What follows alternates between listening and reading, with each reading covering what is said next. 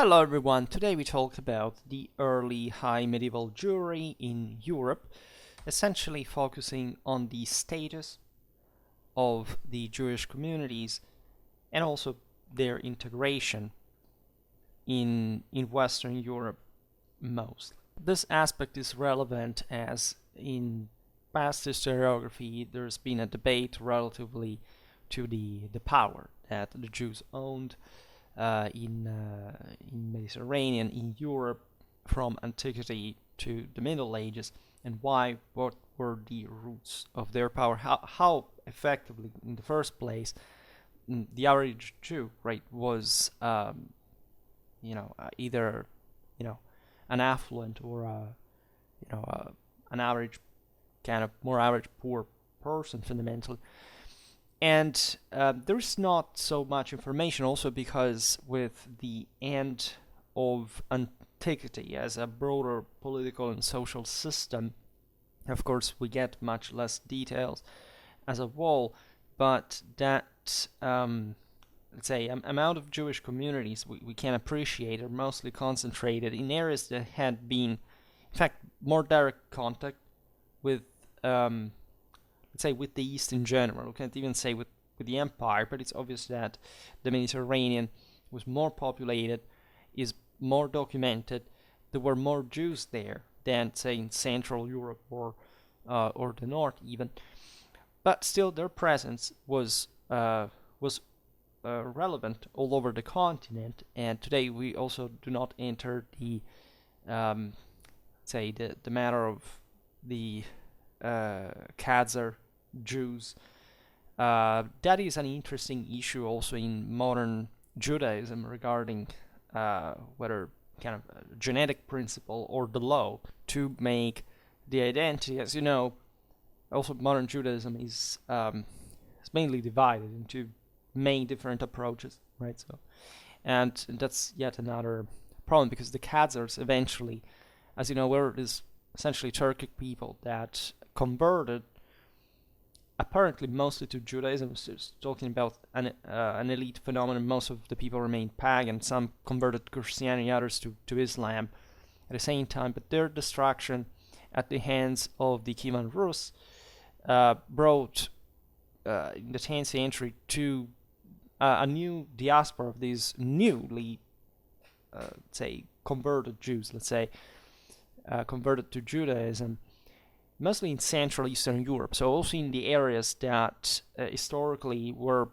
more widely populated, in fact, by Jews that, however, came from a very different background from, say, the Western European Jews, that also historically in countries like the Netherlands and Italy, albeit, of course, discriminated against, persecuted, did participate to the community, were actually, in more kind of modern civilized times, kind of participative. They were in some instances also some of the most ancient European communities, so to be almost indistinguishable. In Central Eastern Europe, things worked very differently, and the Jews would be much more emarginated and segregated, and in fact, oppressed in many ways, and ever more categorically distinct from this. But this is not the time which we're talking about, because fundamentally we will arrive till the mid 11th century, or even a bit beyond, actually, especially looking at some tales that the Jewish communities created in fact, later times, also for our greater documentation, in fact, towards the later Middle Ages, regarding, in fact, their origins, their rooting, especially as we will see in Western European areas, but not much in a historical sense, that of course at the time was understood very differently from our own, but still for the specific political and social status that they enjoyed, as we will see in the empire, in particular also as imperial officials, etc. The role was similar also in other parts of Europe, such as Poland,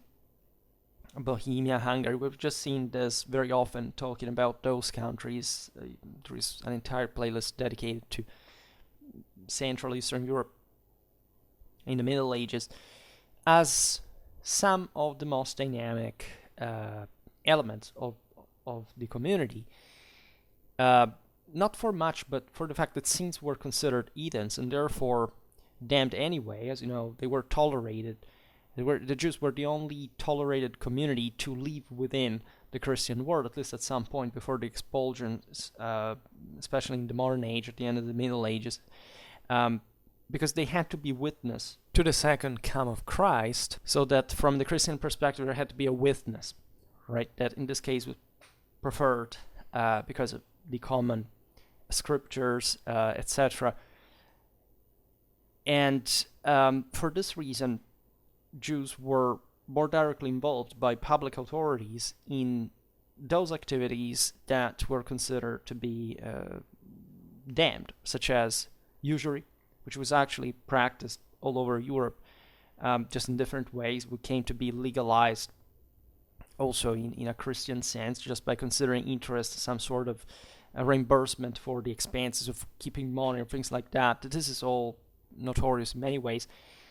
But, a great deal of anti-Semitism and their cliches about, the Jewish power. That is exactly what, in fact, historiography at some point, fortunately not close to now chronologically, but thought and needed to point out, were connected to this ancient kind of public administration kind of function that, of course, is universally hated in every place, because the coalescing communities didn't like states rising because they wanted just to maintain their own mafia locally, and so the Jews were scapegoated in this sense because they were also used by the same Christian authorities to act on their behalf, doing things that were theoretically prohibited to Christians.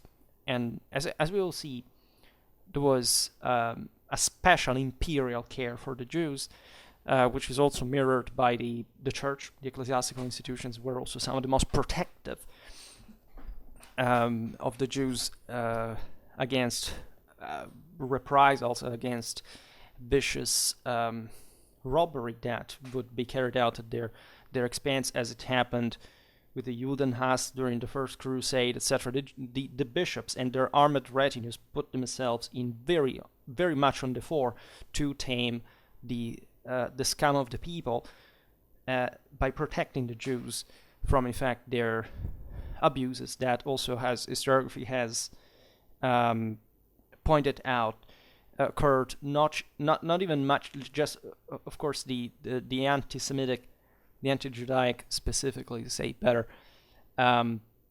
hatred was sown on ideologically, but it was just because they wanted to steal Jewish money, and that's the actual mover of the entire, in many ways, of the entire world, right? Getting more power at the expense of others.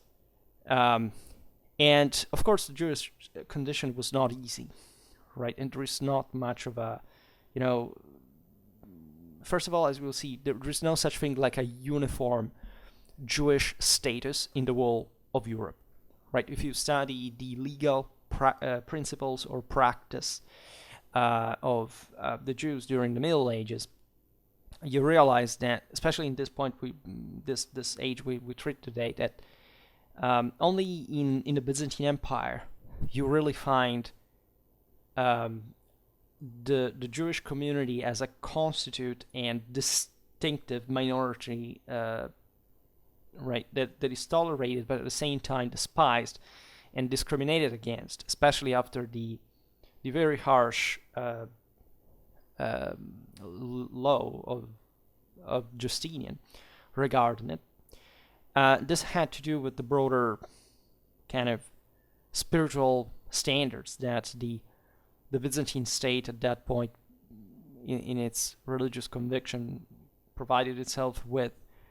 It was a moment of great repression also of other kind of non-Christian activities. The same philosophy school of Athens, as you know, was was closed in the same waves of legislation of Justinian times that included the Jewish restrictions, let's say. And what this actually translated itself into in the Byzantine Empire was the reduction of the Jews to an inferior status, right? Because you don't have to think, of course, that in pre-contemporary times there was a mean to actually, let's say, carry out justice individually, or to just to regulate fully and ubiquitously, let's say, the various law. This was more like a political shout-out. At the time, just people who could afford a legal protection or were just powerful by themselves could protect themselves. The others were just, this was just a green light to do against these minorities whatever the hell you wanted. So again, in the Byzantine Empire, you find the Jews in low prestige occupations, residential segregation. There was a Jewish quarter, in fact, is documented for Constantinople, right? It was a harsh repression. For other Mediterranean areas, scholars instead tended to witness kind of a relatively more undisturbed kind of romanity of the Jews, some of which had high status. And there's debate regarding to this, because actually some areas of Europe, for example, Visigothic Spain was viciously repressive towards the Jews in particular, and it's also part of the reason why the Jewish community supported overwhelmingly the Islamic invasion of Spain. This is a bit like, the heretics in the East, right? The monotheists, the monophysite, etc. These were Christians, but they fundamentally opened the gates to the Arabs to escape the Constantinopolitan yoke, because they would pay under the Muslims much less taxes.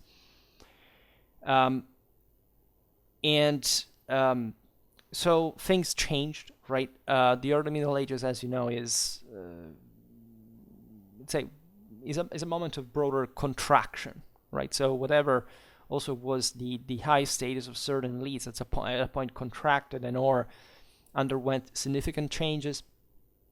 Not all the Mediterranean European regions were the same. In any case, it is true, let's say, we have an important amount of evidence from late antiquity, where most of, especially the epigraphic one that also survived more easily, does witness, in fact, a high Jewish status for several, clans, families. And naturally, this is not to be considered as representative of the entire Jewish communities, right? We find also evidence of the contrary. So there was, of course, social segmentation within the same Jewish clienteles were, of course, mirroring such hierarchical, let's say, order. And it is generally said, well, over time, the consolidation of Christianity and or of, in that case, especially, again, of the Byzantine government in some areas, especially after Justinian's reconquest, brought to a decadence of the Jewish status in Europe. So there is this borderline kind of time and space in the Mediterranean where most of late antiquity continued or like transformed with an important degree of continuity, where we witness an important Jewish presence and role that would be similar also to what we see now in Central Europe in the same centuries and times, and ever more in the later. For example, from the breviarium, we see that Jews appear as part of the Roman community. The same letters of Pope Gregory I witness so. However, it is also evident that at the contraction of the empire, also many Jewish families declined together with others, also because the elites were becoming ever more elites, and it was difficult to just emerge in a Christian world, right, as a Jewish elite, given that there was an important divide after all. The aforementioned Gregory the Great talks about this tension because the Roman papacy was the direct continuator of the senatorial nobility. They were the same people in Rome, and Rome throughout most of this time was essentially the largest, most important city in Western Europe, and it was administered also because of the broader ecclesiastical needs that were spreading far and wide all over Western Europe in some important level of administration. And the role of the Jewry in these communities also had to continue from one side, but there was an opposition from the same from clergy to this principle by a certain degree, right? And or not just the clergy telling the truth, but for the aforementioned reasons. Jews were very often connected with public authority, with tax collections, things like this, and therefore people retaliated against them on several occasions. We know of forced conversions of the Jews, destruction of synagogues. All this in an important continuity of Jewish presence. I mean, the Jewish community of Rome is the most ancient in Europe, right? It dates to the first millennium BC. It was one of the most constitutive elements, let's say, constitutive minorities of the broader Romanity, properly of the urbs. So, aside from the Roman citizenship and or Romanity in a broader sense, mostly as subjects by the migration here at the time, the early medieval times, the Jews could possess slaves and land, right? They could hold governmental position. And this is all witnessed in Roman times by the honorary titles and funeral inscriptions that prove such status, right? In the Roman Empire, again, you could believe whatever you wanted. You could go dress whatever you liked. You could speak whatever language you wanted. But if you knew Latin, you were a civil, a zealous civil servant, and you were worth of the imperium, and thus also giving that minimum to the imperial cult that after all Rome required, and that also many Christians did at the same time. We made several videos about this, also because there could have not been Christianity otherwise in the empire, in the world at that point. You were a full Roman like anyone else. However, we see again that overwhelming amount of complaints, basically in most of the Western councils throughout the early Middle Ages, complaining about the Jews being judges, toll officials, and tax collectors, which goes on for a very long time.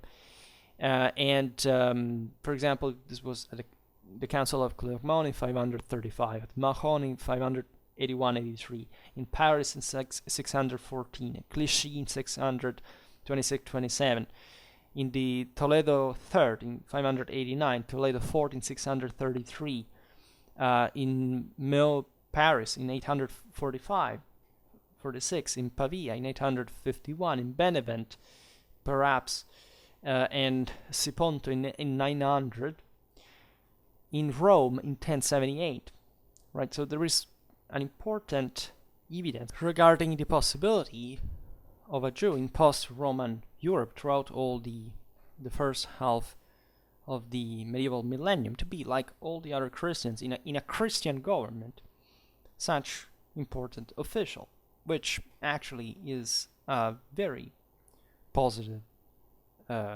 indicator of the local civil advancement.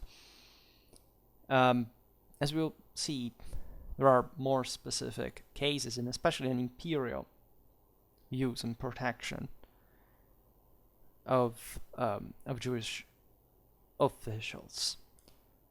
The point, though, is that there is also an opposition, right? Now, the fact of Jews owning slaves doesn't, for example, like for the Christians as well, translate into possession of large estates, and thus unavoidably into a high social status for the times being. Also, Jews as judges, toll officials, and tax collectors. And remember that in the most kind of civilized parts of Europe, say, civil service was normally less connected with land owning as opposed to kind of important preeminence in the city as well. I mean, land owning remained the base, but it's not necessarily the ownership of a large estate, as especially in fact where Jews were more present, like in the south of Gaul, in the south of Italy. For today, we'll not talk about Muslim Spain as well, but we will at some other point, because the Jewish role was actually even more important. In general, we've seen it in the videos about the Reconquista, that especially the Mediterranean parts of Spain had up to 40% of Mudéjars, right? Not actually, the Jews were the minority, was mostly Muslim, but let's say were a massive amount of the population historically, and that since since Roman times. And the complaint about Jews owning slaves naturally fit the broader rhetoric of saying, this is a world upside down, because this is just the Jews lording the world over Christians, because naturally they had Christian slaves, and especially in the Muslim world, especially the one of Spain, was more involved in Saracen activities. But let's say the rhetoric again of, the Jews, this is the point. They were considered as just, you can't even say be serious. They were considered properly, these are heathens. They are going to go to hell anyway, right? So it would spark a dichotomic, paradigmatic hatred towards them as a broader political rhetoric, as a minority of a different religion, and also still, however, integrated in the community to sometimes even high levels. And if we look at the epigraphy, first of all, we realize, as we were saying before, that, however, by early medieval times, we basically don't have much about the Jews. And this obviously reflects the fact that, generally speaking, there weren't so many and so powerful, because epigraphers were created by powerful people. And the ones that exist do not actually show this particularly high status, especially in the city of Rome. The opposite seems to be true. And this is normal, right? In the absence, because what community would have been overwhelmingly privileged, right? Surely not one of religiously discriminated people. And so, given the fact that we don't know practically anything else in terms of evidence, we can't just go by saying that the Mediterranean world had some Jews of considerable status, as indicated by mostly landed possession, not an overwhelming one. Also because, again, at this point, it's hard to find in a greater sense also for the, say, the elite compared to the previous Roman times, that however is a Christian elite in land owning and powerful, etc. And we find also a low, a low Jewish status, which is mostly indicated by the occupation, what kind of craft and job they had, right?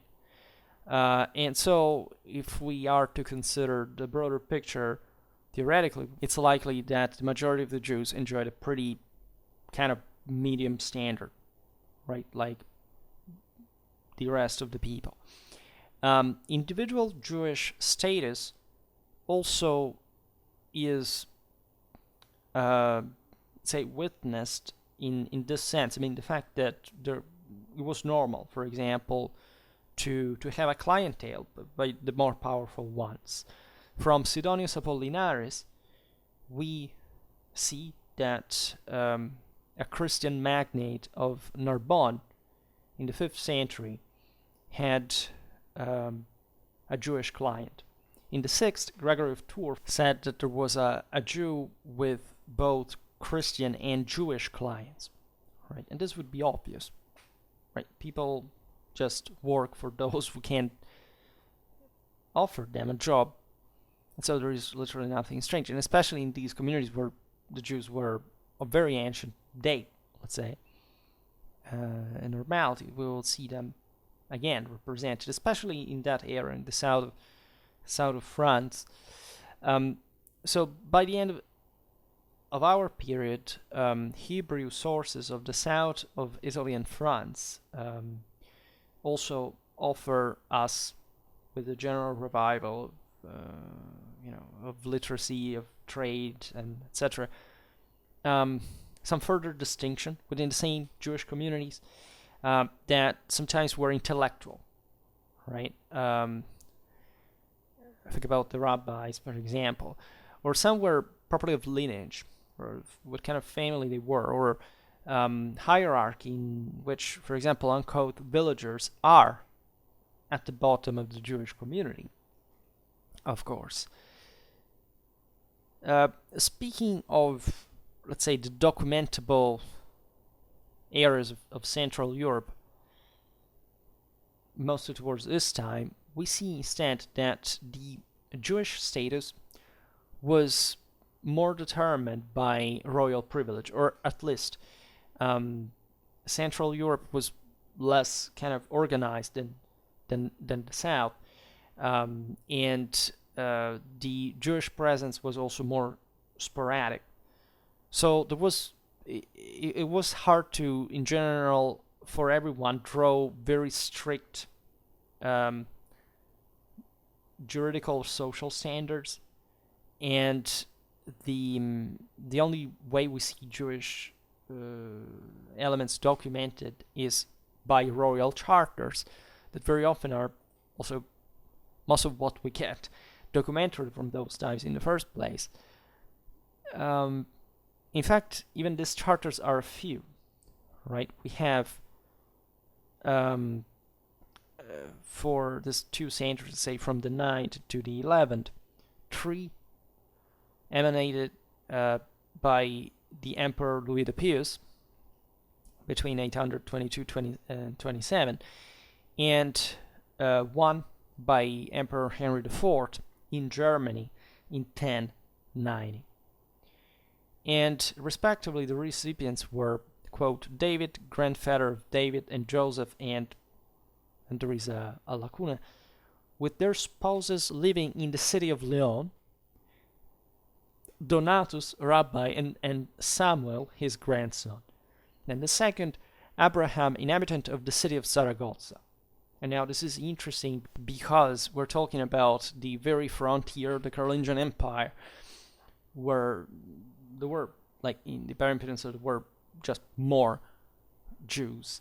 and still they are used there as, they have some power. They are, the Carolingian Emperor counts on these communities.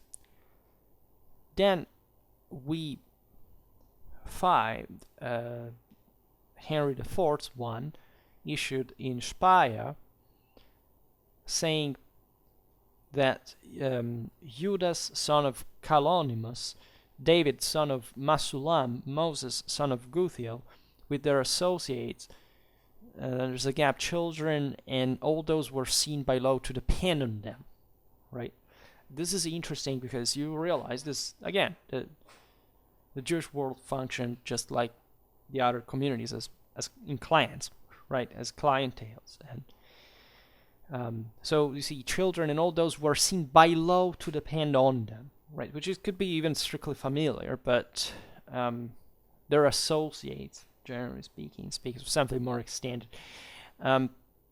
So these charters are very important because they make clear how such imperial privileges conferred to the Jews do not operate in a Carolingian or Salian world where there was kind of a uniform general Jewry law, right? Probably because at this point also the Jewish presence was more scanty than in later times, especially after the 10th century, the aforementioned collapse of the Khazar Khanate. Especially up to Germany had a very important consequence, and that thus we just can't see that there were less and that Jews and that their status was somewhat original in a way. However, what is important about these charters of the imperial chancery is that Jews were so important in these specific cases to be normally provided with such privileges in what was the highest by what was the highest public authority, right? And there is also sort of vassalage that the emperors were expressing towards these recipients, because they said at some point that the ruler would have their own defense in the form of, quote, sub munde burdo et defensione nostra, the emperor said. So the mundium, as you know, is this kind of potestas placed on individuals. It's what women had, for example, in the community, because they didn't have a juridical, they were not free they always had to operate at best in a juridically autonomous way, and there was always a man that had to accept this by law, right? And this in all the Germanic laws, and of course also in the Roman one. And it's very funny when people pretend that there was some kind of strange egalitarian feministic world where women, especially in pagan cultures, were free, but maybe getting a first world primary education before saying these things would be a very good service to the dignity of mankind. The Jews in this sense were considered in the same way. They were considered at this point imperial protege, but in a very strong sense, right? So it's as if these people belong to us, right? They are imperial, they're just like part of the imperial control, right? And right, and the familia in an administrative sense. This is a very important privilege that the Jews would own. And as we will see, this was the function that many Jews would come to acquire thanks to imperial defense of the same. As we were saying before, because these individuals were needed, right, to carry out tasks that could that were tolerated by non-Christians. By the way, the mundium was not, in this case, just a mere protection or control, but it extended on the Jews the freedom of property, movement, and action, right? And especially if these had to be imperial administrators, well, they needed this. They could specifically acquire and sell within the empire non-Christian slaves, right? So Christian slaves ownership was not tolerated for the Jews, but they could at least employ Christian servants.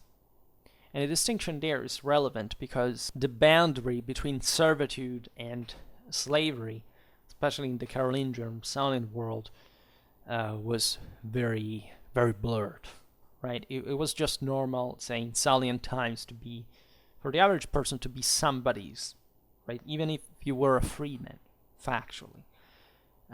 Slavery was widespread in Carolingian times as well. So, in any case, these specific charters look at a very specific imperial protege that had already a previous power on their own for being such in the first place. We also, among other examples, were a lot of benefits from such Mundeburdus. For example, the Jews were exempted from tolls, road dues, and proof by ordeal. This is also interesting. The Jews also naturally lived by their own law, right? In cases of legal deadlock in their places of residence, they could appeal to the emperor as well. So again, very high privilege of these specific Jews. One charter illustrates the system in action.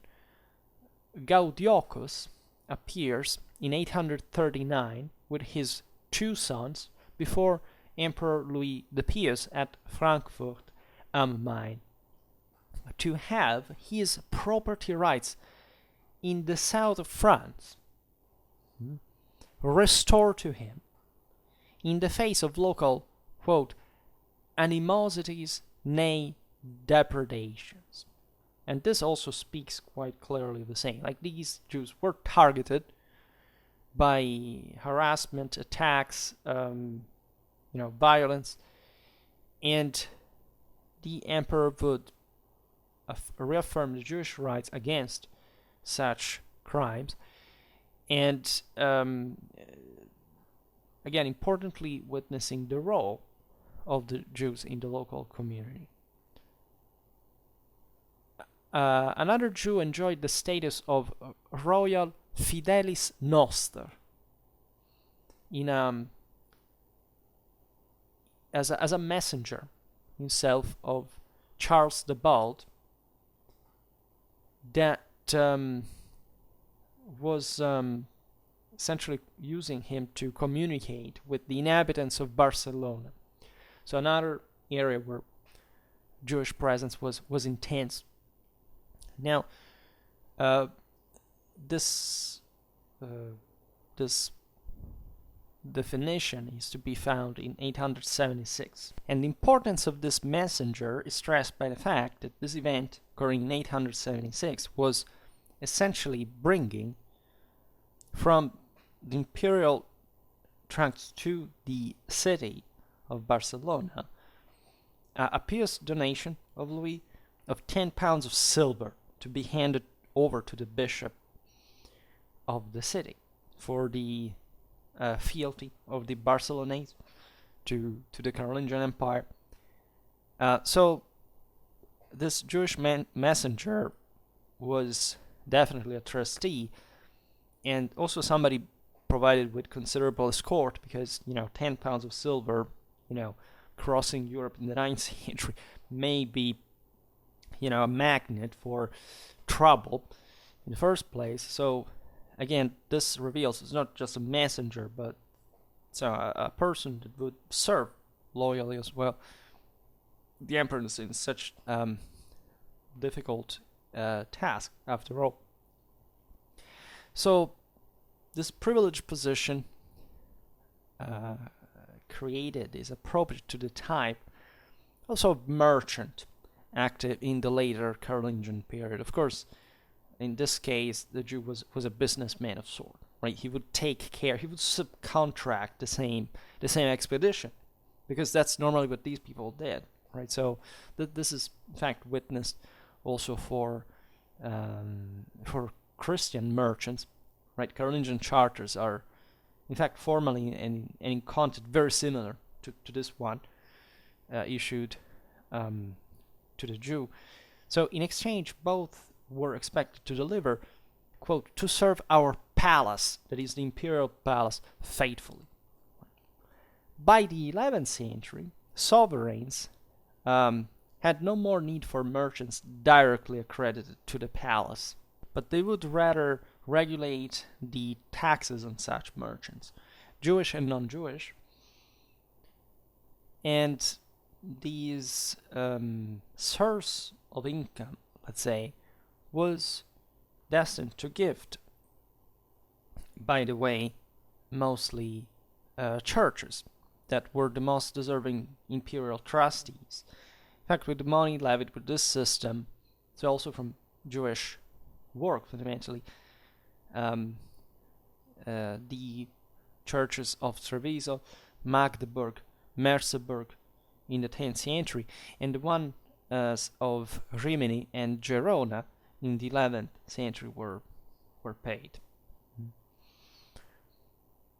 So there were, as we were saying before, in later times, legions that had originated within the Jewish communities in Western Europe, essentially telling their story, right, from the founding fathers' migration, let's say, to the settlement and dependence on the local rulers. Naturally, these stories were embellished because, as this happened in other, for the rest of the communities, there were lots of mythology and legend and kind of history making, right, on some kind of embellished level. For example, in 1007, an anonymous Hebrew tale portrays Jacob ben Yekutiel, a rich and devout Jew of Rouen, saving the Jews of the kingdom of France from forced conversion by personally essentially interceding by the Pope himself in Rome. It's a very interesting view. Also, what was the main authority that could safeguard also the Jewish safety? The same church, right, and the head of it. Consider at this time the Gregorian reforms had not even started, right? So Rome was still already, of course, from ever actually unequivocally considered in the West as the main and inescapable spiritual point of reference. But we are also seeing essentially a Western Frankish Jew that at that point looks even at the Holy Roman Empire, as there were the Ottonians at that point, ruling in Italy as another country, but in a clearly universal frame and conception of what was, in this sense, also indirectly the secular authority. And the story goes on, in fact, looking at this broader horizon, because thanks to his accomplishment in Christendom, by papal, support, Jacob ben Yekusiel is solemnly invited by Count Baldwin of Flanders to come and live stably, along with 30 fellow Jews, in Arras, in the northeast of France. So, of course, it's a legend, it's just a story. But this also kind of sadly betrays the reality of some sort of persecution for which this community had to move in the first place. So maybe it was just a sort of revanchism because maybe this Jewish community had been expelled from Rouen, or they had to leave because of harassment, and they had found a new life elsewhere. And you know that this dynamic happened frequently in Jewish history in particular, but let's say in these Ancien Regime powers, it was true for same other communities. This happened in part for the same Christian heretics, right? And some countries would make a fortune by settling these new communities elsewhere. Think about Poland, that, and ironically enough, was considered, like in the modern age, like the heaven of the Jews, because literally there was people who came to work there who increased the manpower and labor force. Think about how much benefit Prussia had after the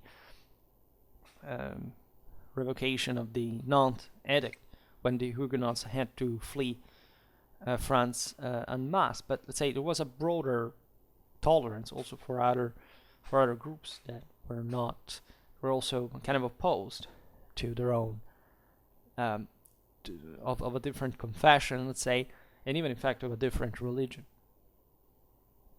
So we will talk about the history of Jewish expulsions as well at some point. Just bear it in mind that these things happened frequently, and consider that here we are actually in a source that is that only sets the story in 1007, but that is later, of course. And so at this point, the various Jewish massacres had already started happening, especially in Germany, also in other areas. They were triggered by the crusading zeal of the 11th century, and as often they we're talking about, in fact, just reprisals of the mob that wanted to grab and steal, and some crusaders were put down. The same, say, crusaders, this mob, especially the so-called Crusade of the Poor, that was kind of ignominiously, in fact, even knocked out by the Seljuks, but was repressed at some point by the same local authorities throughout Europe, by the Hungarians, etc., because they were just a disorganized mob that was looting like locusts, right? Nothing to do with the 1096 one.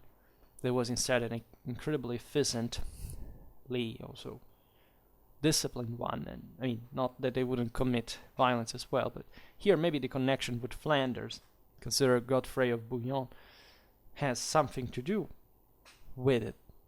Who knows? In the 12th and 13th century, German Jews held that an emperor, Charles, of some sort, but Charles was the fitting emperor by those times, because especially Charlemagne was seen as another Constantine, or even better than him, and as a saint, etc. So there is an important, always, Jewish trust in the Christian temporal and spiritual authorities. This is extremely important to stress, right? Because they were, in fact, the single most protective of the Jews in the entire Christian world. had invited the ancestor of the eminent Kalonymus clan to move their residence from Lucca to Mainz. Here, there is no sign of contrast of sort, but it could still tell the story of possible harassment. What really it means, however, in many ways, is that given that, as we've seen, some of these people were merchants, and they would also receive such favors, or at least they were a clan, they had some power, etc. It's because by traveling, they were required by local governments, also in areas that were developing importantly at that time, such as Germany, where also lots of, in fact, Jews, as we've seen, all over Central Europe, were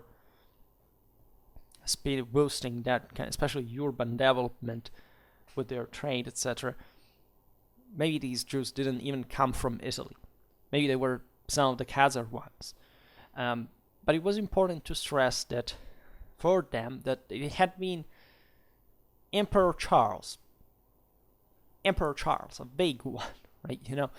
It's interesting how history was conceived at the time, that had invited them because they were important. And this is indeed an important memory as well.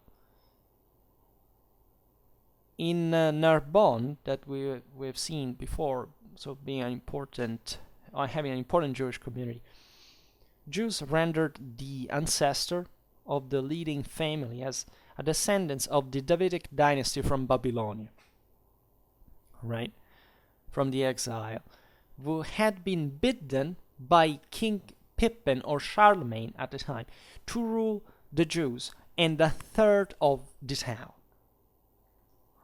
Right, so as the mob, the various guilds, etc., of course, there were Jewish quarters where also the Jews were evidently also increasingly segregated, that had acquired that privilege of owning one third of Narbonne. Narbonne was one of the most important cities of southern France. It was also an importantly urbanized area by the continental standards, and that was their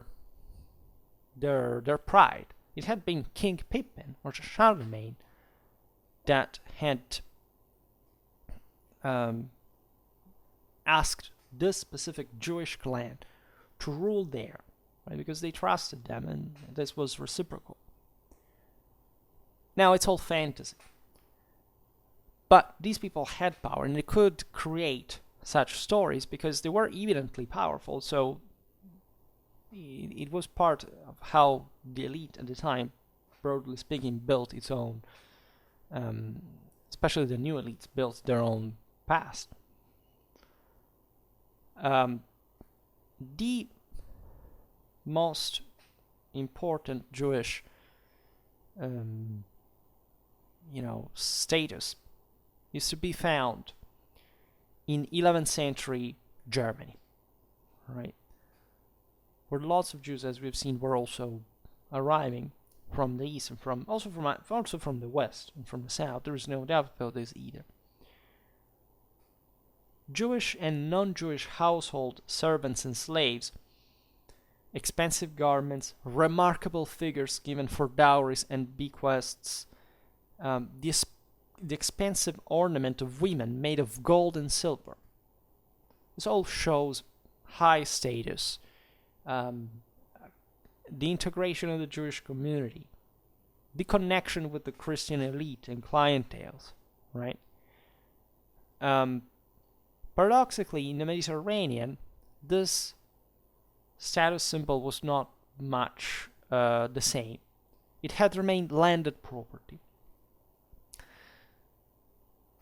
Why this? Well, because as we were saying before, the Jewish communities of Southern Europe had been historically more rooted and just part of the people. Whereas in countries like Germany, these Jews had come in greater number more recently. They were mostly connected even to trade activities. We have seen again this connection on the routes east-west. The diaspora followed to the Khazar collapse, etc. And so a very important way to show off was not, they surely had land, right? But most of their wealth derived from trade, and therefore from something that could be showed rather in a more evident way in the absence of some kind of firmer route, right, to be built yet. And of course they would get their land in the process. And even during the First Crusade, you see that the Jews had in Germany had that great status. The German Hebrew sources speak in terms of equality between prominent Jews and even Jewesses among the Christian town burghers and episcopal ministeriales, for example, which is kind of obvious. I mean, if you were a rich Jewish merchant and you had your own assets and you lived in the city and you were just a bit very close to the town burghers, to those who managed fundamentally the market, right, and of which you were a vital part. And the numerous episcopal ministeriales that, as we've seen, were the German servant knights that would eventually even become the norm in the country, were being de facto in faith as well. They were kind of, sometimes they were just single towers in the middle of nowhere, but they had some power. They were knights, they could fight on horseback, they had a panoply, etc. So they were, in terms of actual power, right, and prestige, and thus status, more or less like the same Jewish merchants that could be even actually more powerful than them on some, especially of the ministeriales, at some level. And I don't think it's realistic to think some of these would have been purchased by some affluent Jewish aristocrat, right, for his own bodyguard defense, right? It was, as we've seen, necessary on multiple occasions, especially the connection with the imperial authority there that mostly moved through the ministeriales as some kind of the armored wing of the public face, the public authority. Well, makes you really think so that the ministeriales were called, as it would happen, also by the same bishops during the First Crusade, to protect the Jews. Right? The bishops sheltered them during these waves of anti-Judaism during the First Crusade, the mobs, etc. Bishops with their ministeriales, swords in hands, allowed the Jews to take shelter in their own property. So again, that's probably the single most, aside from the oppressive legislation that deprived the Jews of certain specific rights, and therefore persecuted them. Still, the single most important thing within this system is that the empire, the papacy, their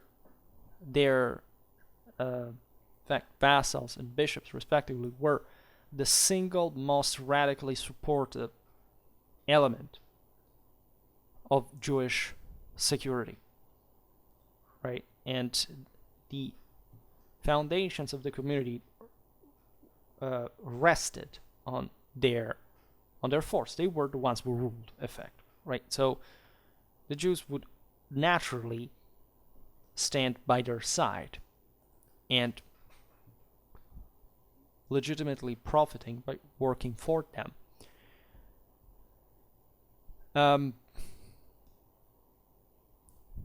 Naturally, the fact that all Jews could not equally acquire such prominence or wealth is indicated by the early emergence of organized charity that happens at the same moment in which the communal institutions also appear, and that is obviously destined to the poorest element of the Jewish world that still also were clients of the more powerful aristocrats, but had hope by some degree also some individual autonomy, to get some individual autonomy to be, say, like, I don't know, an autonomous farmer or something. And yes, this was a world was increasingly hierarchizing, and most of the people were also beginning to, yes, they were expanding, but there were elites that were more powerful than them, so that it would be a lock eventually. So, to conclude, generally, we do not witness let's say a high Jewish status from some sort of ancient lineage, as claimed by the same medieval Jewish legion. This is not true, right? Nor from actually late antique landed property, because that type of evidence contrasts with the early Middle Ages. And all these things were used in the past to state that Jews had enjoyed this kind of privilege since ever, and so that they were somewhat defended in some way, which is, it's very against a community that simply wanted to tear them apart because they were the evil ones and so on, against the Christians who were trying to get rid of them. This is not evidence, of course, aside from the ideological thing behind it. But no, we don't. There is no evidence of this. Rather, such Jewish high status is some sort of new phenomenon. It's an elite phenomenon within the same Jewish community, and that is triggered by some contingent circumstances, right? For example, the immigration and settlement of family groups of merchants in very different ways. I mean, today we haven't even talked about how it happened, but there is a lot behind it. Their integration, along with other groups, by the way, into the late Carolingian and post-Carolingian, especially kind of economy involved communities. And thus the obvious connection of the sovereigns with them for getting wealth as they would get from other merchants, and also the existence altogether of a lower layer, in fact, of Jewish population. There was the wide majority depending for their livelihood on serving somebody else, Jewish or non-Jewish, mostly merchants, other notables, and so on. And this is more or less the picture that we reconstruct from these times. I made a few videos about Jewish history so far, and I will not probably make so many others soon, because seeing the frequency, it's unlikely. But I remember now some of which I made, and I think they are, because they just don't fit my random choice pick. I just go by that, so I can't do something more dedicated. If you are interested in Jewish history, as I am, as I want to learn more, frankly, about, in that case, let me know, because otherwise I'm going simply to continue my routine, and it's not going to happen that often, given also the average amount is dedicated by historiography to it that I'm essentially following just. Alright, so for today I stop it here. I hope that you enjoyed this video. If you did, please share it. Otherwise, leave a like or subscribe to my channel if you're interested in my upcoming content. And for now, I thank you heartily for listening to me. I wish you a nice time and see you next time.